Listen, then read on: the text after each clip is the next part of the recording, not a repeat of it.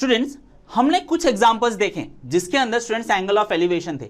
हमने ऐसे कुछ एग्जांपल्स भी देखे स्टूडेंट जिसके अंदर एंगल ऑफ डिप्रेशन कंसीडर किया गया था, और कुछ एग्जांपल्स ऐसे भी स्टूडेंट्स हमने सॉल्व किए जिसके अंदर double angle of elevation and double angle of depression था।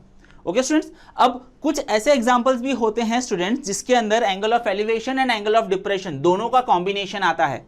ठीक है, तो ये जो कॉम्बिनेशन वाले एग्जांपल्स है ना स्टूडेंट्स, वो हम एक टॉपिक के अंदर कंसीडर कर रहे हैं, that is problems involving angle of elevation and depression. ठीक है, अब जो एग्जांपल्स हम सॉल्व करेंगे स्टूडेंट्स वो होंगे combination of angle of elevation and angle of depression के।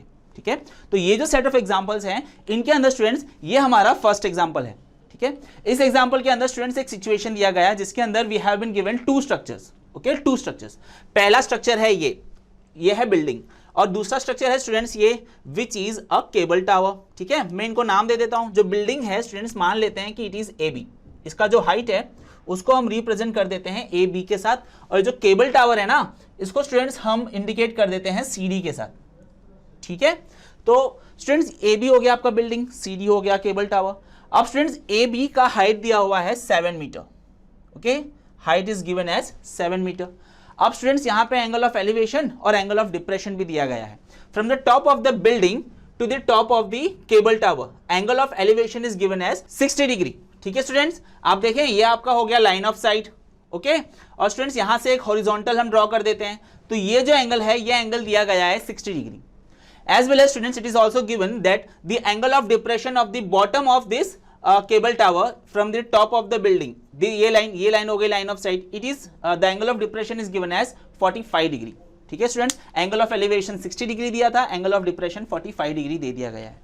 ओके, अब स्टूडेंट्स यहां से जो हमने हॉरिजॉन्टल ड्रॉ किया ना, horizontal line which will actually be a horizontal level for angle of elevation and angle of depression, ये जो लाइन है स्टूडेंट्स ये हमारे सी डी जो टावर है उसको स्टूडेंट्स टच करेगा एट सम पॉइंट। तो मैं मान लेता हूं कि वो जो पॉइंट है यहां से जो हॉरिजॉन्टल है वो जो पॉइंट है उसको मैं कह देता हूं ओ। ओके, ओ। अब स्टूडेंट देखिए आप यहां पे आपको दो ट्रायंगल फॉर्म होता हुआ दिखेगा, because we are having angle of elevation and angle of depression as well. दो एंगल है तो दो ट्रायंगल फॉर्म होगा, ये पहला बेसिक हमने पढ़ा था पीछे। ठीक है, तो स्टूडेंट देखिए यहां पे दो ट्रायंगल दिखेगा आपको, एक ट्रायंगल ये हो गया एंगल ऑफ डिप्रेशन वाला। ठीक है, दूसरा स्टूडेंट्स एक ट्रायंगल ये हो गया एंगल ऑफ एलिवेशन वाला। इसके अंदर एंगल 60 डिग्री है, इसके अंदर एंगल देखो 45 डिग्री है। बट स्टूडेंट्स आप देखिए ये ट्रायंगल के बाहर है 45 डिग्री, 45 डिग्री ट्रायंगल के बाहर है। बट इसके लिए भी हमने पढ़ा हुआ है कि ये अगर 45 डिग्री है तो ये भी 45 डिग्री होगा, ऑल्टरनेट एंगल्स, करेक्ट, और between two parallel lines. Okay, तो ये 45 डिग्री हो गया। तो अब क्या करेंगे स्टूडेंट्स, हम दोनों ट्रायंगल कंसिडर करेंगे और सॉल्यूशन स्टार्ट करेंगे। ठीक है, क्या आपको पता है कि आपके कोर्स के सारे animated video lectures, study material, test papers, revision notes etcetera आप ड्रॉन स्टडी की वेबसाइट से परचेज कर सकते हैं। डिस्क्रिप्शन में दिए गए लिंक पर क्लिक करके आप रजिस्टर करें और एनिमेटेड वीडियो लेक्चर्स का फुल एक्सेस पाएं। तब स्टूडेंट्स मान लीजिए मैं पहला जो ट्रायंगल कंसीडर कर रहा हूं वो ये ट्रायंगल कंसीडर कर रहा हूं, दैट इज ट्रायंगल COA। ठीक है, let us start solving by considering triangle COA। तो यहां मैं लिखता हूं for triangle COA, for triangle COA tan 60 degree, tan 60 degree is equal to opposite upon adjacent। तो ये हो गया CO, opposite upon adjacent is AO, CO upon AO। अब tan 60 डिग्री की वैल्यू कितनी होती है students, it is equal to √3 which is equal to CO की हाइट हमें तो नहीं पता है स्टूडेंट्स। ठीक है, हमें OD पता है। अब स्टूडेंट्स इस एग्जांपल के अंदर बेसिकली हमें फाइंड करना है CD, that is height of the cable tower.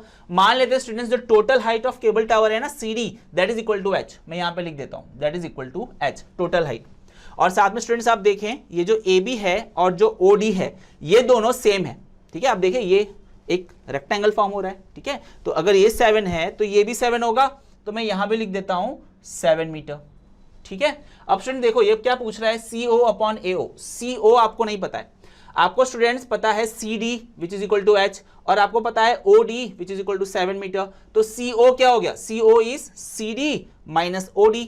Understood students, CO is equal to CD minus OD। तो CO के जगह पे मैं लिख देता हूं CD minus OD upon AO, वो एज इट इज रखते हैं AO। ठीक है, दिस इंप्लाइज ए ओ में यहां पे ले लेता हूं, A O is equal to C D, C D कितना है एच, सी डी है एच, माइनस ओ डी कितना है, ओ डी है 7 मीटर, अपॉन √3 यहाँ पे आ जाएगा, √3 यहाँ पे आ जाएगा। ठीक है स्टूडेंट्स, अब देखो स्टूडेंट्स आपको एक इक्वेशन मिल गया, मैं इसको मार्क कर देता हूँ इक्वेशन नंबर 1। अब स्टूडेंट्स दूसरा ट्रायंगल कंसिडर करते हैं, दूसरा ट्रायंगल मतलब ट्रायंगल ए बी डी। ठीक है, ये ट्रायंगल कंसिडर करते हैं स्टूडेंट्स, इसके अंदर हमें यहाँ पे एंगल दिया हुआ है 45 डिग्री। ठीक है, तो मैं यहाँ पे लिख देता हूँ for triangle A B D. ठीक है, for triangle A B D, for triangle A B D. अब तो स्टूडेंट्स आपको पता चल गया होगा है ना किस तरह से हम एग्जांपल सॉल्व कर रहे हैं। ठीक है, I hope you are understanding the way we are solving this example. ये 45 डिग्री है तो tan 45 is equal to opposite upon adjacent, तो tan 45 is equal to opposite A B upon adjacent B D upon B D. ठीक है, tan 45 की क्या value है, tan 45 की वैल्यू है 1, ए बी की वैल्यू दी है 7, B D is same as A O. ठीक है, B D is same as A O, तो ए बी को मैं लिख देता हूं 7 और बी डी की जगह पे लिख देता हूं ए ओ। Understood students? ठीक है, तो मुझे ए ओ की वैल्यू मिल गई students equal to 7, so this implies A O is equal to 7। ठीक है, I am marking this as result number 2। अब अगर मैं 2 को 1 में सब्सटीट्यूट कर दूं students, I am substituting 2 in 1, put equation 2 और result 2 in equation number 1, in equation number 1 हमें क्या मिलेगा students, we will get 7 is equal to h minus 7 by √3। This implies √3 यहाँ पे मल्टीप्लाई करें 7 √3। अब तो सिंपल कैलकुलेशन हो गया स्टूडेंट्स। ठीक है, मुझे बार बार ये चीज़ आपको बताने की ज़रूरत तो नहीं पड़नी चाहिए, क्योंकि अभी ये चीज़ तो आपको आराम से आ ही जाएगा कैसे कैलकुलेट करना है। 7 कॉमन निकाल देता हूँ तो आई हैव √3 + 1। ठीक है, तो students finally we have got our answer. ठीक है, ये चीज़ आप यहाँ पे लिख भी सकते हो, तो यहाँ पे मैं लिख देता हूँ। स्टूडेंट्स देखो, मैं ऑलमोस्ट जहाँ पे मुझे अगर जगह मिल जाती है मैं हर जगह पे लास्ट में आपको आंसर करके पूरा स्टेटमेंट लिख के दे देता हूँ। कहीं पे मैं ना लिखूँ तो भी उस एग्जांपल में भी स्टूडेंट्स आपको ये कंसीडर करना है कि लास्ट में आपको फाइनल आंसर वर्ड्स के साथ जैसे क्वेश्चन में पूछा गया है ना वैसे आपको लिखना है स्टूडेंट्स। ठीक है, एग्जाम पॉइंट ऑफ व्यू। चलिए, तो h हमें मिला 7 × √3 + 1, तो मैं यहाँ पे लिख सकता हूँ आंसर क्या है, the height of cable tower, the height of cable tower is क्या है, h एज्यूम किया था हमने, h is equal to 7 √3 + 1 metres. समझ आया students? This is our answer. Okay dear students, hope इस वीडियो से आपके सारे कॉन्सेप्ट क्लियर हो गए होंगे। क्या आपको पता है कि आपके कोर्स के सारे animated video lectures, study material, test papers, revision notes etcetera आप ड्रॉन स्टडी की वेबसाइट से परचेज कर सकते हैं। डिस्क्रिप्शन में दिए गए लिंक पर क्लिक करके आप रजिस्टर करें और एनिमेटेड वीडियो लेक्चर्स का फुल एक्सेस पाएं। और हां, हमारे चैनल को सब्सक्राइब करना ना भूलें। चैनल सब्सक्राइब कीजिए जिससे आपको फ्यूचर वीडियो अपडेट्स मिलते रहें।